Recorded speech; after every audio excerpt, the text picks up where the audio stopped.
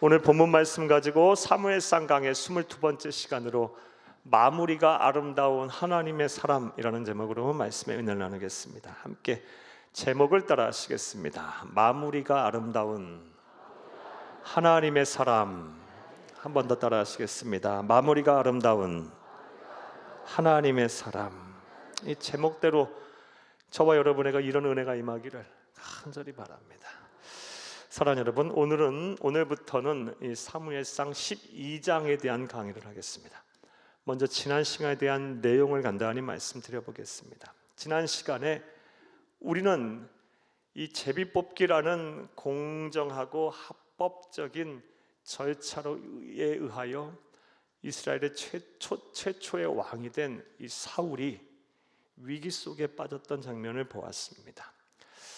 내용인즉슨 그를 반대하는 이 반대파들에 의한 왕권의 위협, 이것이 첫 번째 그의 위기였고요. 또 다른 위기는 어찌됐든 그가 왕이지 않습니까? 왕인 상태에서 암몬이라는 암몬 족속이 이스라엘을 침략해 왔습니다.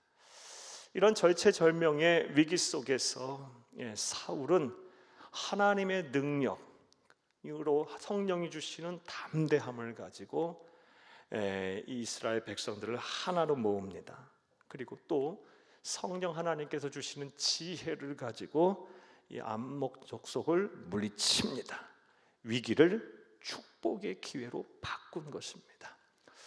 그리고 그 일로 인해서 사울의 왕권은 아주 강력하게 됐고 이스라엘은 새로운 나라가 되었습니다. 사랑하는 여러분, 저와 여러분에게도 이런 은혜가 임하기를 바랍니다. 우리가 세상을 살다 보면 정말 살얼음판을 걷는 것 같고 외줄을 타는 것과 같은 그런 이런 인생의 위기를 만날 때가 있습니다. 누구나 다 있어요. 그냥 저 사람 같이만 살았으면 좋겠다라고 생각해도 그 사람도 다 삶의 위기가 있어요. 그냥 외줄 타는 인생, 정말 아슬아슬한 살얼음판을 걷는 순간들이 있을 거예요. 그런 위기가 도리어 여러분의 축복의 기회가 되고 여러분의 삶에 하나님의 영광과 하나님의 살아계신 하나님의 기적이 나타나는 그런 기회가 되기를 간절히 주의 이름으로 축복합니다. 우리에게 이런 은혜가 있어야 예수 믿는 재미도 있고 또 보람도 있고 또 신도 나고 또 우리가 우리의 삶을 통해 하나님의 영광을 온 세상에 증거할 수 있지 않겠습니까? 우리 성도들에게 이 은혜가 임하기를 바라요. 자, 여기까지가 이제 지난 시간에 대한 말씀이었고요. 이제 오늘 본문에 대한 강의를 하겠습니다. 사무엘상 12장은 전체가 사무엘 선지자의 고별 설교입니다. 사무엘 선지자는 우리가 잘 알다시피 이스라엘의 마지막 사사였습니다. 이 마지막 사사였던 이 사무엘 선지자가 이 사울이라는 이스라엘의 초대 왕을 세운 이후에 오늘 본문 12장 말씀을 보게 되면 고별 설교를 합니다. 그리고 모든 공직에서 물러납니다. 그런데 오늘 본문 말씀, 이 사무엘상 12장 1절에서 5절 말씀, 이 고별 설교의 서론에 해당되는 말씀인데 이 고별 설교 서론의 내용과 그리고 이 고별 설교를 하는 이 사무엘의 모습을 보게 되면 끝까지 마지막 순간까지 아주 당당합니다. 그리고 그의 퇴장이 너무나도 아름답습니다. 사랑하는 여러분, 다시 한번 저와 여러분에게도 이런 은혜가 임하기를 바라요. 언젠가 저와 여러분도 다 우리의 인생을 마무리하고 그리고 우리가 하는 모든 일에서 아름다운 퇴장을 해야 할 때가 있어요. 연세가 들어서든 그렇지 않든 간에 우리가 하는 일은 시작이 있으면 끝이 있지 않겠습니까? 항상 이 마지막이 항상 아름다운 퇴장이 되고 하나님께 영광이 되며 우리에게 은혜가 되는 마지막이 되고 퇴장이 될 수 있기를 간절히 주의 이름으로 축복합니다. 자, 그렇다면 사무엘은 마지막 순간까지 어떻게 백성 앞에서 이렇게 당당할 수 있었고 그의 퇴장이 아름다울 수 있었던 이유가 무엇일까요? 우리는 오늘은 이 질문에 대한 답을 오늘 본문에서 찾으며 은혜를 나누겠습니다. 그날 시간 되기를 다시 한번 간절히 주의 이름으로 축복합니다. 사랑하는 여러분, 다시 여러분에게 묻겠습니다. 사무엘이 마지막 순간까지 백성 앞에서 당당하고 아름다운 퇴장할 수 있었던 이유가 무엇일까요? 그 질문에 대한 답이 무엇일까요? 첫 번째로는 사심 없이 내려놓았기 때문입니다. 한번 따라합니다. 사심 없는 내려놓음이 있었기 때문이다. 사랑하는 여러분, 오늘 본문 말씀을 보게 되면 사무엘은 평생을 쥐고 있던 이 권력을요 그냥 사심 없이 내려놓습니다. 그가 그렇게 할 수 있었던 이유는 사랑하는 여러분, 그가 성인 군자이기 때문에 그런 것이 아닙니다. 오늘 본문 말씀을 보게 되면 크게 두 가지 이유 때문에 그는 사심 없이 자신의 모든 것을 내려놓고 아름다운 퇴장을 할 수 있었고, 끝까지 그리스도인으로서 하나님의 백성으로서의 품위를 잃지 않았어요. 당당할 수가 있었습니다.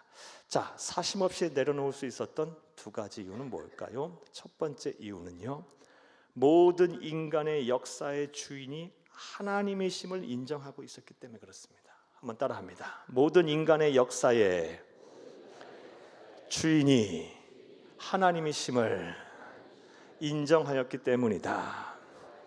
오늘 보면 1절을 함께 읽겠습니다. 1절입니다. 사무엘이 온 이스라엘에게 이르되 보라, 너희가 내게 한 말을 다 듣고 너희 위에 왕을 세웠더니. 아멘. 사랑하는 여러분, 온 이스라엘에게 이르되 보라, 너희가 내게 한 말을 다 듣고 너희 위에 왕을 세웠다.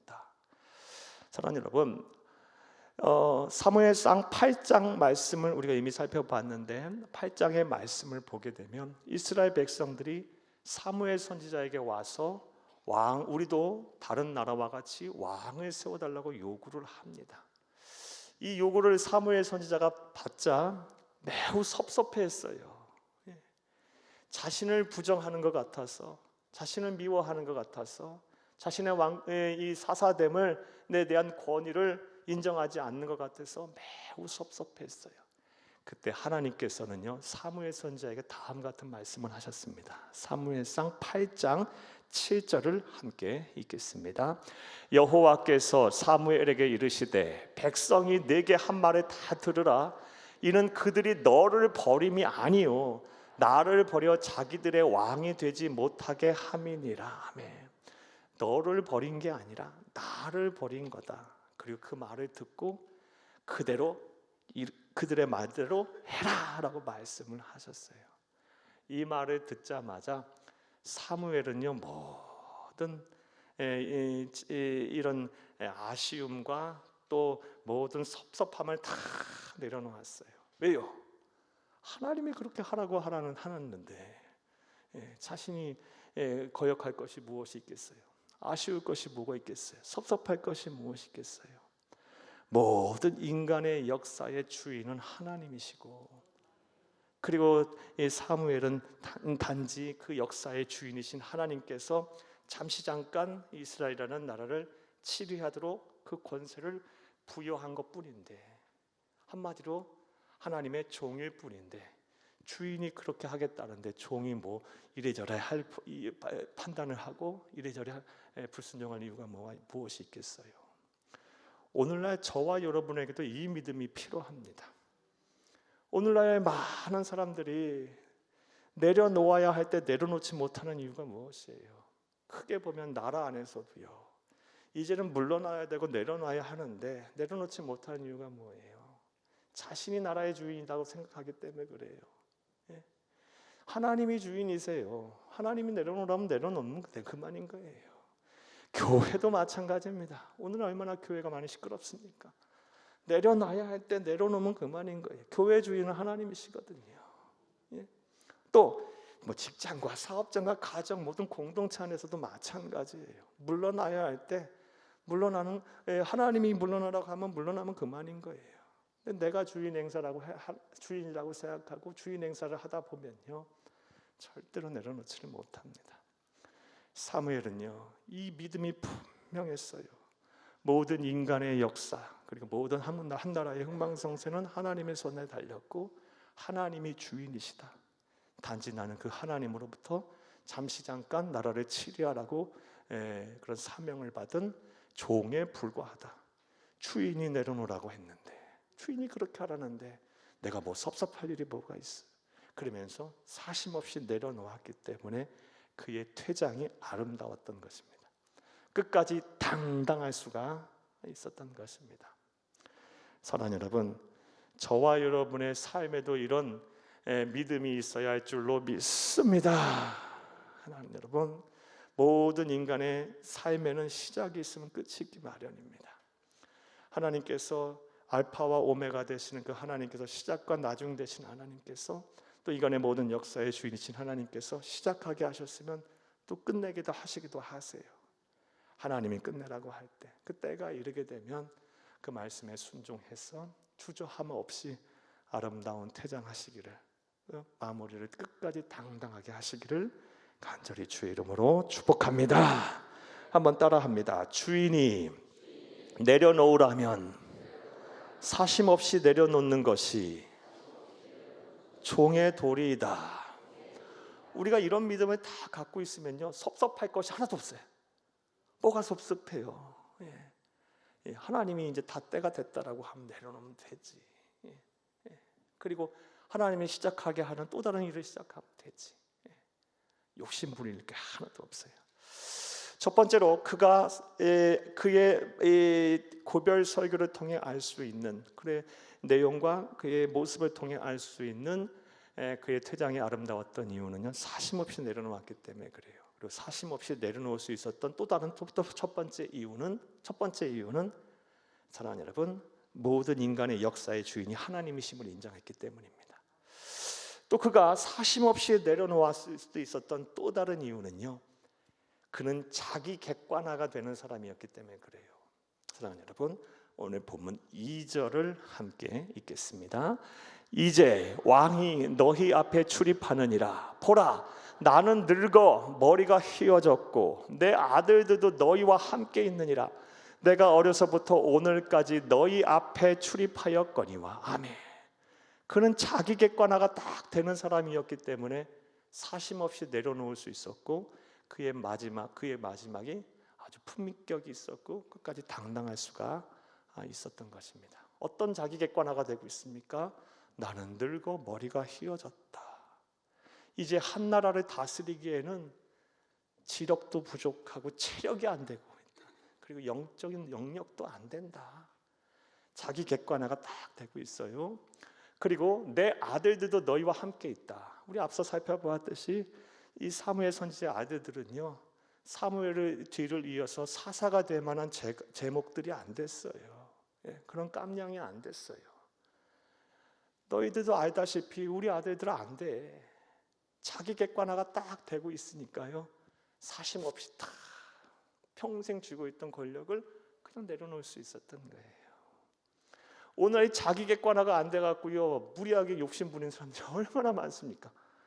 그래 공동체를 막 엉망으로 만들고 피해를 주는 사람들이 얼마나 많은지 몰라요. 크게는 한 나라로부터 시작해서 작게는 가정에 이르기까지 내가 속한 공동체에 이 자기 객관화가 안 돼갖고요, 나는 모든 일을 막 내 힘으로 다 할 수 있는 줄 알고 막 전횡을 부리고 욕심을 부리고 만행을 부리고 끝까지 막 틀어지고 있고 이래갖고 어려움을 주는 일들이 얼마나 많습니까? 곳곳에 있어요. 곳곳에요. 우리 그리스도인들은요, 항상 자기 객관화에 힘써야 합니다. 내가 누군지를, 내가 어떤 상황인지를 정확하게 알고 있어야 돼요. 그리하면 우리의 시작도 좋을 것이고 과정도 좋을 것이고 무엇보다 우리의 마지막이 아름다울 것입니다. 사랑하는 여러분, 저와 여러분에게 이런 은혜와 실천이 있기를 간절히 주의 이름으로 축복합니다.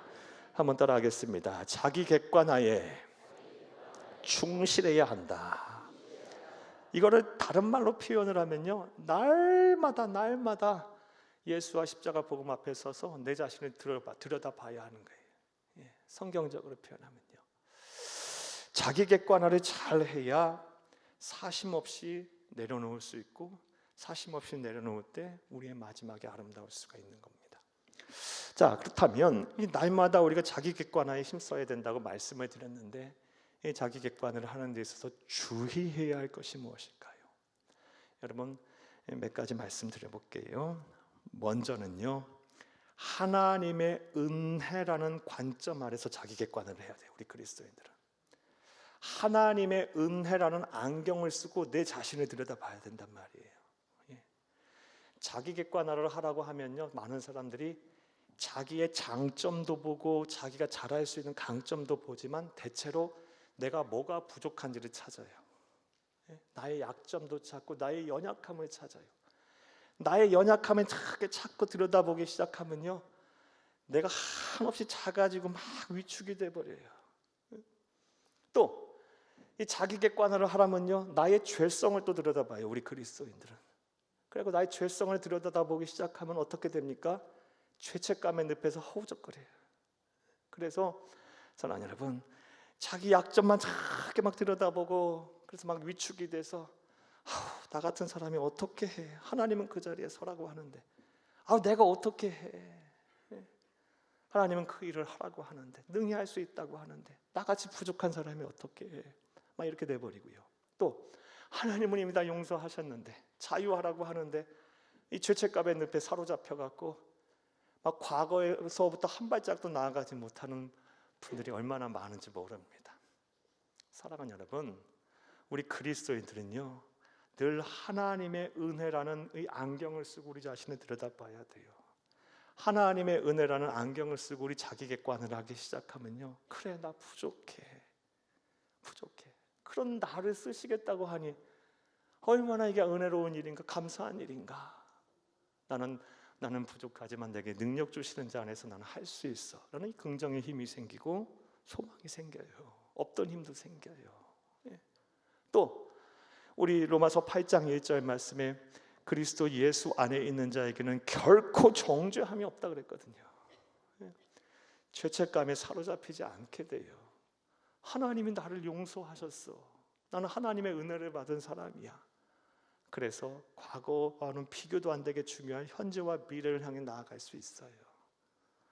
사랑하는 여러분, 여러분 스스로를 들여다보실 때 항상 무슨 안경을 쓰고 들여다봐라?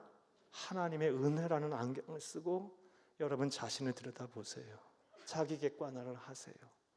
하나님의 은혜라는 관점을 생략한 채로 보게 되면요, 나는 한없이 아무것도 할 수 없는 그런 작은 존재, 위축된 존재가 되고 죄책감에 사로잡혀 그 죄책감의 늪에서 한 발짝도 나아가지 못하는 그런 존재가 될 수도 있어요.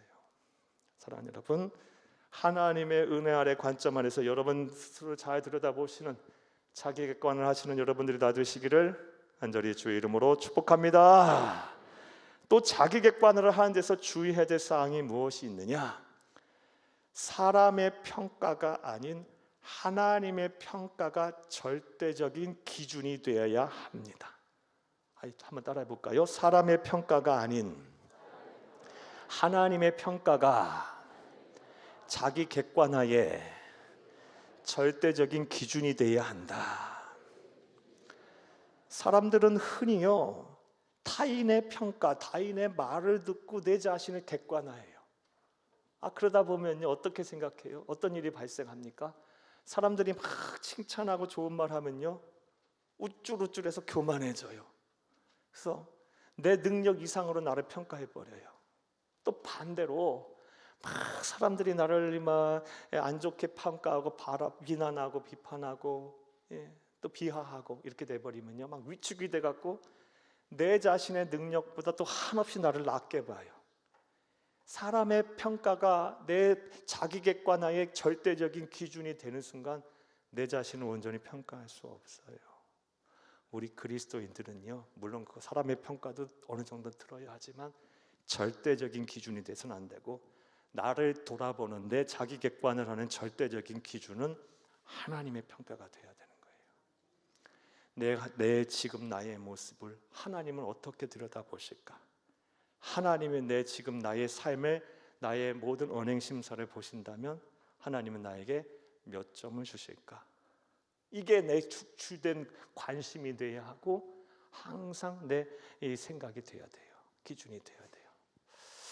사랑하는 여러분, 사도 바울이요 이거를 기가 막히게 잘했고, 오늘 본문의 사무엘 선지자도 이거 잘한 거예요. 사무엘 선지자는 항상 하나님 앞에서 자신을 들여다봤어요. 코람데오죠. 하나님 앞에서, 하나님 앞에 항상 섰어요. 그래서 사람의 말도 중요하지만 하나님의 평가, 하나님의 말을 통해서 자신을 들여다봤어요. 내가 하나님을 기쁘시게 하는 사람인가? 하나님의 뜻을 잘 쫓고 하나님의 영광을 돌리는 사람인가? 하나님의 말씀에 순종하는 사람인가? 이게 자기 객관화가 되니까요, 사람 앞에서 당연히 당당할 수가 있었던 겁니다. 사도 바울도 이거를 기가 막히게 잘했어요. 그의 고백 한번 들어봅시다. 갈라디아서 1장 10절을 함께 읽겠습니다. 이제 내가 사람들에게 좋게 하랴 하나님께 좋게 하랴 사람들에게 기쁨을 구하랴 내가 지금까지 사람들의 기쁨을 구하였다면 그리스도의 종이 아니니라. 자기 객관화를, 자기를 들여다보고는 절대적인 기준이 뭡니까? 하나님을 좋게 하랴. 이게 기준인 거예요. 하나님의 평가가요. 사랑하는 여러분, 우리 자신을 잘 아는 거 중요합니다. 내 객관화가 돼야 사심 없이 내려놓고 아름다운 퇴장도 할 수 있는 거예요. 아름다운 마무리도 할 수 있는 거예요. 사람 앞에 당당할 수 있는 거예요. 그러기 위해서 사람의 평가가 아닌 하나님의 평가가 자기 객관을 하는 여러분들의, 저와 여러분의 절대적인 기준이 되기를 간절히 주의 이름으로 축복합니다. 또 자기 객관을 하는 데서도 주의해야 할 것 또 하나 더 말씀을 드리면요, 비교의 대상을 바르게 해야 합니다. 이게 무슨 소리냐? 우리가 자기 객관화를 하는 데서는 이 비교하는 대상이 없을 수는 없는 거예요. 그렇죠? 남과 나를 비교하지 않을 수는 없는 거예요. 나의 롤 모델도 하나 설정해 놓을 수도 있고요, 또 동경하는 사람의 모습도 또 이상형으로 그리는 사람도 생각할 수 있는 거예요. 비교해 보면서 내 자신이 성장하고 발전할 수 있는 거니까, 내 부족함도 알게 되는 거니까요. 그런데 물론 롤 모델을 설정하는 것도 중요하고 다른 사람과 나를 비교하는 것도 중요하지만 더 우리가 이 비교의 대상을 바르게 해야 할 것은요, 무엇이냐? 사랑하는 여러분, 내가 정말로 비교해야 될 대상은요, 어제의 나예요. 과거의 나고요. 우리 인생의 자기 객관하는 데서 가장 치열하게 싸워야 될 싸움은요, 내 자신과의 싸움인 거예요. 다른 사람과 비교하고 이것도 중요해요. 그래야 나의 부족함을 아니까. 하지만 정말 힘써야 하는 것, 내 자신을 바로 알기 위해서 힘써야 될 비교의 대상은요, 어제의 나예요. 과거의 나. 그래서 어제보다는 오늘이 더 좋아야 하고 오늘보다는 내일이 더 발전해야 하는 거고요, 과거보다 현재가 더 신앙이 성장해야 하는 거고 현재보다 미래가 더 우리의 신앙이 성숙해져야 하는 겁니다. 그래서 예수 그리스도를 본받는 성화의 길에 가서 언젠가는 예수님 닮은 영화의 순간까지 이르러야 되지 않겠습니까? 비교의 대상을 분명하게 하세요. 어제의 나와 비교를 하세요. 그리고 열심히 여러분 어제보다 더 나은 그리스도인으로 살게 노력하시는 여러분 될 수 있기를 간절히 주의 이름으로 축복합니다. 그래서 사도 바울은 갈라디아 교회를 향해 다음과 같은 권면하고 있어요. 갈라디아서 6장 4절을 함께 읽겠습니다. 각각 자기 일을 살펴라. 그리하면 자랑할 것이 자기에게는 있어도 남에게는 있지 아니하리니. 아멘. 자기의 일을 살펴라 그랬어요. 자신을 살펴라. 어제 내가 무엇을 했고 오늘은 어떤 삶을 살았고, 또 자꾸 자신의 비교의 대상을 자기 일을 살피는 것부터 시작을 하는 말씀을 하고 있어요. 자, 자기 객관화하는 데서 주의해야 될 것 몇 가지 말씀드렸어요. 정리해 볼까요? 하나님의 은혜의 관점에서 내 자신을 들여다보세요. 은혜의 안경을 쓰고 들여다봐야 사랑하는 여러분, 자기 정죄하지 않고 또 죄책감의 늪에 허덕이지 않아요. 위축되지 않아요.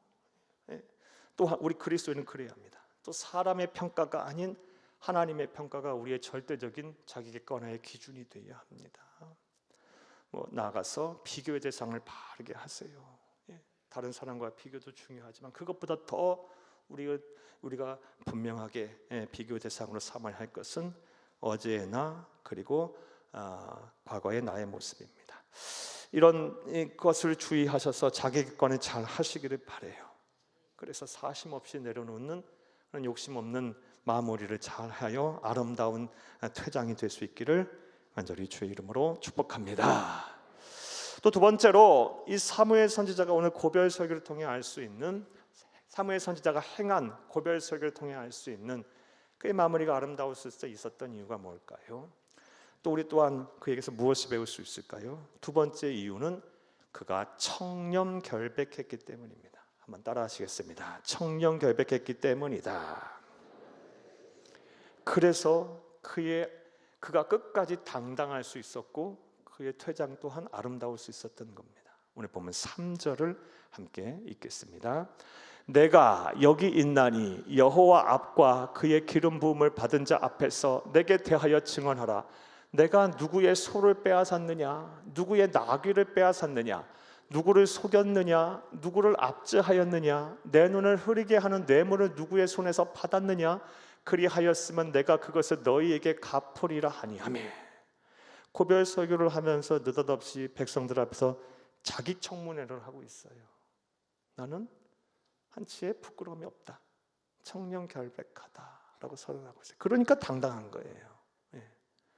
사랑하는 여러분, 끝까지 당당할 수 있었고 아름다울 수 있었던 이유는요, 오점이 없으니까, 청렴결백하니까, 도덕적으로 해이한 삶을 살지 않고 깨끗한 삶을 살았으니까 그의 영적 권위가 지켜질 수가 있었던 거예요. 우리 또한 마찬가지예요. 우리 그리스도인들이, 사랑하는 여러분, 끝까지 세상 앞에 당당하려면요, 무엇보다 우리 지도자들이 이 영적 권위를 잃지 않고 끝까지 당당하려면요, 사랑하는 여러분, 도덕적으로 해야만 안 됩니다. 끝까지 깨끗해야 합니다. 저와 여러분이 노력해야 될 바입니다. 사랑하는 여러분, 그렇다면 한번 또 생각을 해보겠어요. 이 폐역하고 음란하고 이 죄가 많은 세상, 참 그렇죠? 이 도덕적 해이, 모랄 해저드가 만연한 이 세상 속에서 우리가 이 도덕적 해이에 빠지지 않으려면 어떻게 하면 될까요? 이에 대해서 참 많은 말씀 드릴 수 있겠는데요, 크게 두 가지 말씀 꼭 여러분 권면의 말씀을 드릴게요. 첫 번째로는 모든 시간과 장소에서 하나님이 우리를 지켜보고 계심을 잊지 마시기를 바랍니다. 그러면 도덕적 해이에 빠지지 않을 수 있어요.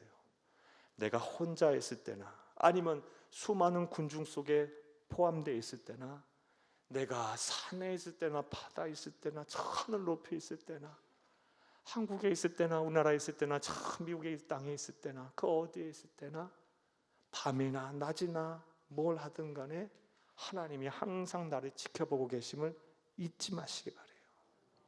그렇다면 도덕적 해이에 빠지지 않게 될 것이고 끝까지 세상 앞에 당당할 수 있을 거예요.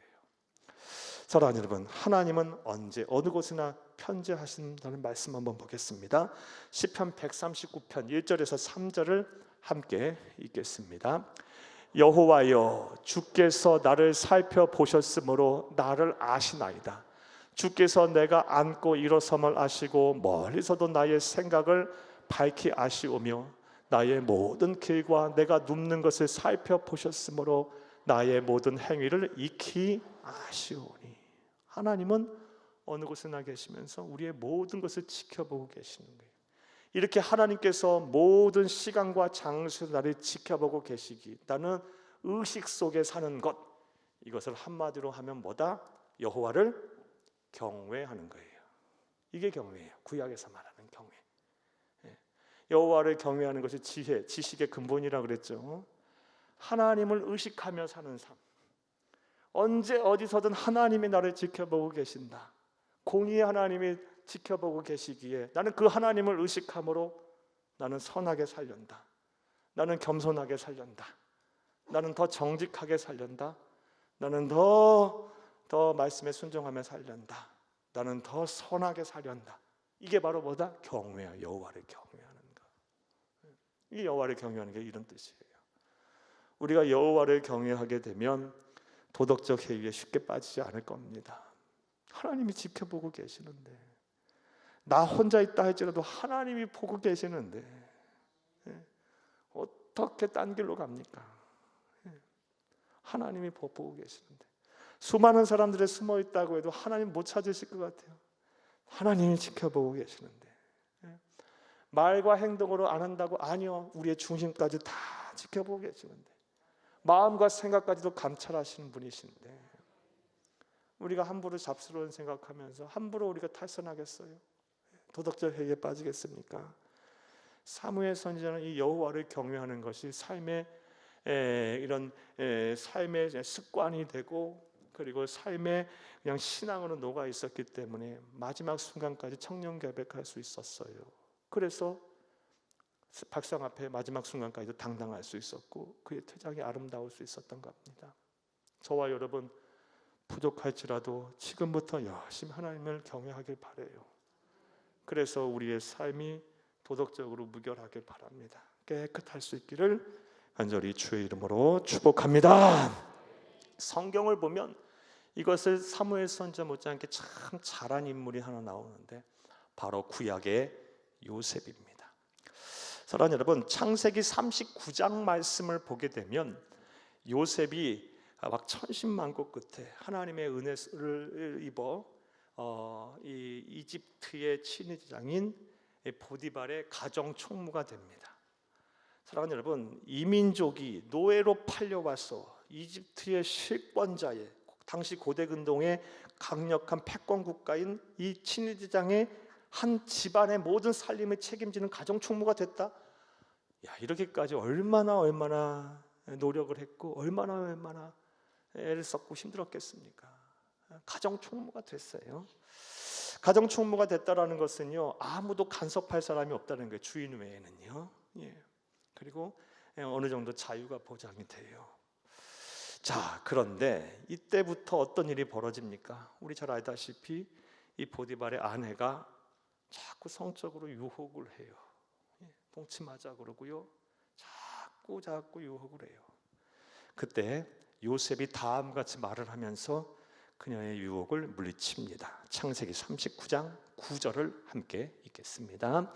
이 집에는 나보다 큰 이가 없으며 주인이 아무것도 내게 금하지 아니하였어도 금한 것은 당신뿐이니 당신은 그의 아내임이라. 그런즉 내가 어찌 이 큰 악을 행하여 하나님께 죄를 지으리까? 하나님께 죄를 지으리까? 사랑하는 여러분, 주인이 금한 것은 아내뿐이라 그랬고, 아내를 범하는 것을 그는 뭐로 생각하고 있어요? 하나님께 죄를 짓는 것으로 생각하고 있어요. 하나님을 의식하고 살고 있었다는 것을 의미해요. 지켜보고 계시는데 내가 어찌 하나님께 악을 행하여 죄를 짓겠나이까? 여호와를 경외하는 삶을 사니까 도덕적 해이에 빠지지 않는 거예요. 사랑하는 여러분, 여러분의 삶의 자리, 그리고 신앙의 자리, 그 어디에선 간에 하나님이 저와 여러분을 지켜보고 계심을 믿으시기 바라요. 이런 의식 속에 이전보다 조금만 더 정직하게 살려 노력하기를 바랍니다. 도덕적으로 더 순결하게 살기를 저와 여러분 노력할 수 있기를 바랍니다. 그렇게 사는 게 바로 여호와를 경외하는 겁니다. 여호와를 경외하면 도덕적 해이에 빠지지 않을 수 있습니다. 또 다른 권면의 말씀은요, 성령께서 저와 여러분의 심령에 거하시는데, 이 성령께서요, 우리가 도덕적 해이에 빠지려 하면요, 자꾸 양심에 가책을 주세요. 가책하세요. 양심 속에서 자꾸 우리 책망하세요. 이 양심의, 작은 양심의 가책이라도 우리는 무시해서는 안 됩니다. 한번 따라합니다. 작은 양심의 가책이라도 무시하지 말라. 사랑하는 여러분, 갈라디아서 5장 16절을 함께 읽겠습니다. 내가 이르노니 너희는 성령을 따라 행하라. 그리하면 육체의 욕심을 이루지 아니하리라. 아멘. 우리가 우리의 죄를 회개하고 예수를 그리스도 믿는 그 순간부터 성자, 성부, 성령 삼위일체 하나님이신 예수님의 영인 성령님이 우리의 심령에 들어오십니다. 마음과 생각이 자정하세요. 그래서 하나님의 나라 가는 까지 우리를 지키시고 보호해야 하는 보혜사가 되십니다. 돕는 영으로 계세요. 이 돕는 영의 주된 역할 중에 하나가 뭐나? 우리를 하나님의 백성답게 성결하게 살게 하려 하세요. 그래서 우리가 과거의 육체의 소욕, 예수 믿기 전에 이전의 삶으로 자꾸 가려 하면요, 어떻게 하세요? 책망하세요. 안 돼, 안 돼. 자꾸 말씀하세요. 그때 작은 양심의 가책이라도 무시하지 마시고요. 성령 하나님의 경고를 들으세요. 그러면 조심할 수 있을 거예요. 그런데 대부분은요, 그거 꺾어버려요. 아유, 이번 한 번쯤. 다른 사람 다 그렇게 사는데. 그리고 어느 순간에 이르게 되면 그게 안 들려요. 또 이 정도 되면 심각한 거예요. 영혼의 병이 든 거예요. 사랑하는 여러분, 성령 하나님께서 깨닫게 하실 때 빨리 돌이키세요. 그리고 책망하실 때 그 책망에 귀 기울여서 아, 이러면 안 되지 하며 도덕적 해이에 빠지지 않는 저와 여러분 될 수 있기를 간절히 주의 이름으로 축복합니다. 축복합니다. 자, 사랑하는 여러분, 정리해 보겠습니다. 이 사무엘 선지자가 고별 설교로 하는 내용을 통해 볼 때 그런 마지막에 참 아름답게 퇴장하고 있어요. 당당하게 하고 있어요. 당당해 하고 있어요. 그럴 수 있었던 이유는 청렴경백했기 때문이에요. 사랑하는 여러분, 그가 청렴결백한 삶을 살았기에 그의 영적 권위가 시추되지 않고 있어요. 않았어요. 저와 여러분도 마찬가지예요. 우리도 그리스도인이 이 세상 당당하게 살려면요, 그리고 세상 앞에 또 하나님 앞에 당당하려면 도덕적 해이에 빠지면 안 돼요. 여호와를 경외하세요. 그리고 우리 안에 내주에 계시는 성령님의 음성을 무시하지 않기를 간절히 주의 이름으로 축복합니다. 나아가서 사무엘 선지자가 고별 설교라는 그 순간에 마지막까지 끝까지 이 백성 앞에 당당할 수 있었던 이유, 또 아름다운 퇴장을 할 수 있었던 이유가 뭘까요? 셋째로, 그는 사람들에게 인정을 받았고 하나님으로부터 확증을 받았던 확신이 있었기 때문에 그래요. 한번 따라합니다. 셋째로, 공동체의 인정과 하나님의 확증을 받았기 때문입니다. 4절과 5절을 함께 읽겠습니다. 그들이 이르되 당신이 우리를 속이지 아니하였고 압제하지도 아니하였고 누구의 손에 든지 아무것도 빼앗은 것이 없나이다 하니라. 5절, 사무엘이 백성에게 이르되 너희가 내 손에서 아무것도 찾아낸 것이 없음을 여호와께서 너희에게 대하여 증언하시며 그의 기름 부음을 받은 자도 오늘 증언하느니라 하니 그들이 이르되 그가 증언하시나이다 하니라. 아멘. 사무엘 선지자가 마지막 사사인 사무엘이 백성들에게 고별 설교를 하면서 물었어요. 내가 너희에게서 소를 빼앗았느냐, 나귀를 빼앗았느냐, 아니면 뇌물을 받았냐, 내가 무슨 잘못한 게 있느냐라고 물었더니 사람들이 뭐라고 합니까? 하나도 없다라고 인정을 해요. 인정을 해. 그러니까 인정을 하니까 마지막에 아름다운 거예요. 그리고 거기서 인정을 받은 이후에 증인으로 누구를 세워요? 사무엘 선지자가 하나님으로 세워요. 내가 하나님 앞에서 확증한다. 다시 한번. 하나님 앞에서도 흠이 없고 사람 앞에서도 흠이 없으니까 당당한 거예요. 마지막까지. 우리 그리스도인이 나아갈 신앙의 이 방향, 이 모습이 이 사무엘 선지자의 모습이에요. 하나님에게도 흠이 없어야 하고 사람에게도 흠이 없어야 돼요. 사랑하는 여러분, 근데 이런 생각도 해볼 수 있어요. 많은 그리스도인들이 하나님만 기쁘시게 하면 되지, 난 하나님만 인정하시면 돼, 그러면서 사람들에게는 인정받으려는 노력조차 하지 않으시는 분들이 계세요. 물론요, 패역하고 음란하고 죄가 많은 세상이기에 사람에게 인정받는 것이 곧 하나님께 기쁨이 되는 것은 아니래요. 하지만 사람에게도 인정받지 못하면서 하나님을 기쁘시게 한다, 이것도 말이 안 되는 얘기예요. 사랑하는 여러분, 눈에 보이는 사람에게도 인정을 받지 못하면서 눈에 보이는 하나님을 어떻게 기쁘시게 하겠어요? 이건 그리스도인의 삶이 아니에요. 우리 그리스도인의 삶은요, 우리의 참된 신앙은 내면적으로는 하나님께 합당해야 되고요, 우리 외면적으로는 사람에게 덕이 되어야 합니다. 이게 우리 그리스도인의 모습이고 사무엘 선지자의 모습인 거예요. 외면적으로 볼 때 사람들에게 덕이 돼요. 그리고 내면적으로 볼 때 하나님 앞에 부끄러움이 없어요. 그러니까 마지막이 당당한 거예요. 인생이 퇴장이 아름다운 거예요. 저와 여러분이 어떤 이런 각오를 갖고 살아야 할지 분명하게 하시기를 바라요. 사랑하는 여러분, 하나님만 기쁘시게 하면 돼. 난 하나님만 알아주면 돼. 이건 하나만 알고 둘은 모르시는 분이에요. 성경을 잘못 해석하고 있으신 분이고 하나님 아버지의 마음을 잘못 헤아리고 계시는 분이에요. 사람에게도 잘하셔야 돼요. 인정받아야 돼요. 로마서 14장 18절 말씀 누누이 얘기하지만 그리스도를 섬기는 사람은 하나님을 기쁘시게 하고 사람에게도 칭찬을 받느니라. 사랑하는 여러분, 하나님을 기쁘시게 하고 사람들에게 칭찬받는 저와 여러분 될 수 있기를 간절히 주의 이름으로 축복합니다. 사도 바울도요 이런 믿음이 분명히 있었어요. 그래서 다음같이 권면을 해요. 사도행전 24장 16절을 함께 읽겠습니다. 이것으로 말미암아 나도 하나님과 사람에 대하여 항상 양심에 거리낌이 없기를 힘쓰나이다. 아멘. 하나님과 사람에 대하여 항상 양심에 거리낌 없기를 힘쓴다. 이게 사도 바울의 신앙 고백이고 또 권면의 말씀이었어요. 이 말씀을 묵상하면서 저 그리고 우리 성도님들 그리고 또 교회, 크게는 우리 한국 교회가 앞으로 더 이제 나아가야 할 길이 더 분명히 보이는 것 같아요. 사랑하는 여러분, 우리말이 아니라 고사성어에 옹고짓이란 말이 있어요.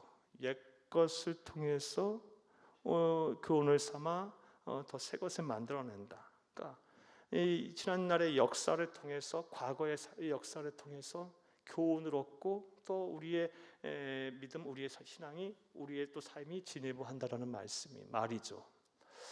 무슨 말씀을 드리려고 하냐면요, 우리 한국 교회 선교 초기 역사로부터 우리가 배울 게 있다라는 말씀이에요. 한국 개신교 선교 역사를 어느 시점으로 봐야 하냐, 본격적으로 본다면 1885년 4월 5일입니다. 물론 거슬러 올라가면 그 이전에 신라 시대 때 저 아리우스파들 경교도 있었고요. 그리고 임진왜란 때 천주교도 들어왔고요. 종군 신부들로 저 일본 측에, 그리고 이후에 서학으로도 들어오기도 했고요. 또 여러 가지 루트를 통해서 복음이 들어오긴 했어요. 하지만 개신교 선교 역사를 말할 때 물론 또 1882년경에 우리나라는 참 대단한 은혜로운 나라예요. 선교사들이 들어오기 전에 이미 한글로 번역된 성경이 먼저 들어와요. 이거 하나님의 은혜죠. 좀 만주 땅에서 존 로스 이런 사람들이요 성경을 번역했는데 그것을 한국 사람들이 뭔지도 모르고 갖고 들어와요. 성경이 먼저 들어와요. 말씀이 먼저 들어온 나라예요. 그리고 1884년에는 우리나라 근대 최초의 병원인 광해원, 제중원이라 그러죠. 세브란스 병원의 전신이요. 이것을 설립한 호레이스 알렌 선교사가 들어와요. 의료 선교사입니다. 하지만 본격적인 개신교 선교의 역사의 시작은 1885년 4월 5일 부활절 아침입니다. 장로교 선교사인 누굽니까? 장로교 선교사인 언더우드 그리고 감리교 선교사인 아펜젤러가요 인천 제물포항에 입항하면서부터 개신교 선교 역사가 시작돼요. 그러니까 개신교 선교 역사 크게 잡으면 140년 조금 넘는 거예요. 그런데 정말 뭘 말씀드리려고 하냐면 세계 교회 역사상 이렇게 단기간 내에 부흥성장한 교회가 어딨냐고요. 한국 교회가 유례가 찾아볼 수 없어요. 세계 교회 역사상 볼 때요. 그러면 왜 한국 교회가 이렇게 부흥하게 됐냐? 그 원인이 무엇이냐? 과거로부터 우리는 무엇을 배울 수 있고 저와 우리 성도님들 교회 그리고 나아가서 한국 교회가 어디로 바라보고 나가야 하느냐? 답이 나오는데요.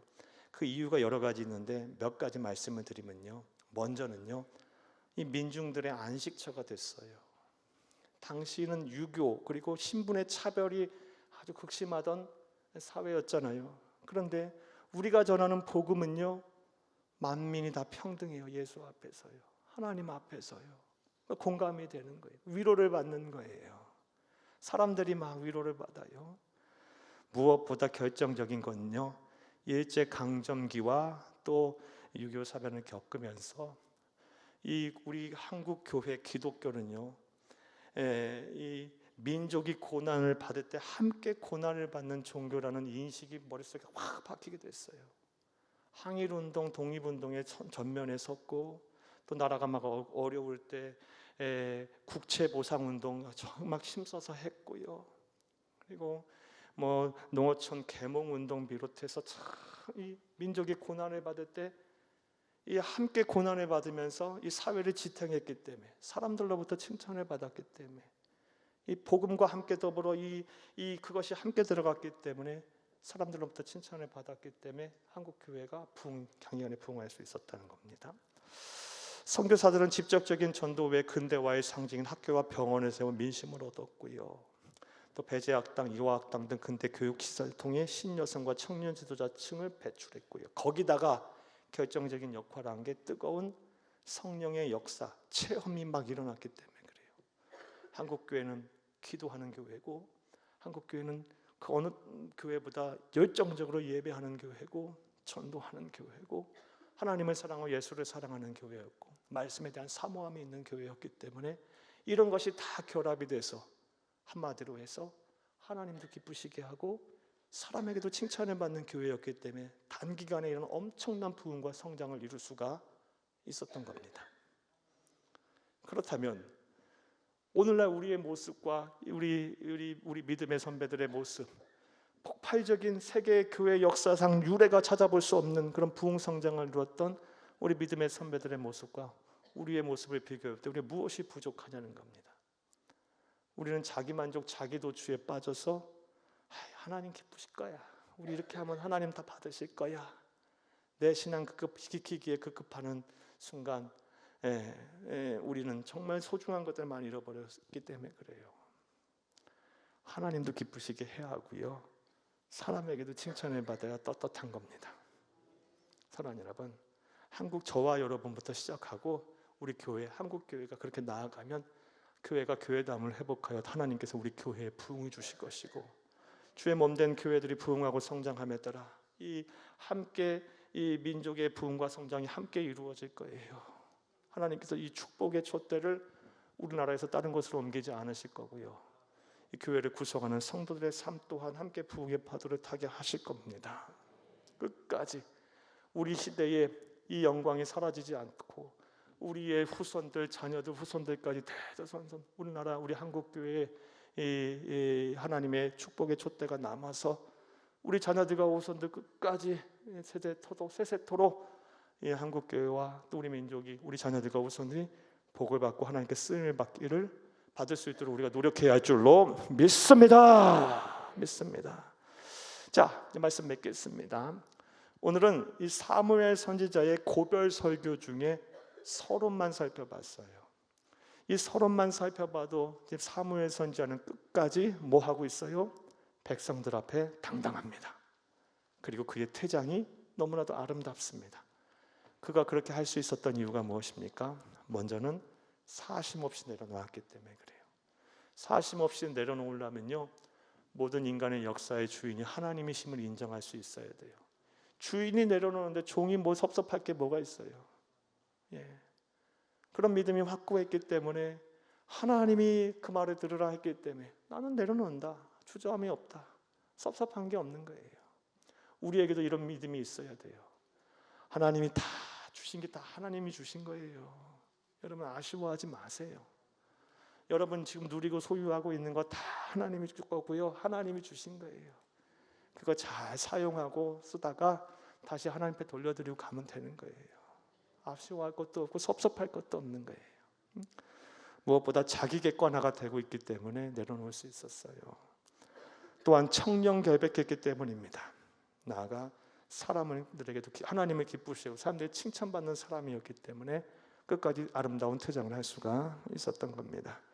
앞으로 하나님의 나라 가는 그날까지, 아니 우리가 이 세상 사는 동안 시작했으면 끝이 있기 마련입니다. 만사가 그렇습니다. 저와 여러분의 이 만사의 끝이, 모든 일의 끝이 아름다울 수 있기를, 당당할 수 있기를 간절히 주의 이름으로 축복합니다. 축복합니다. 축복합니다.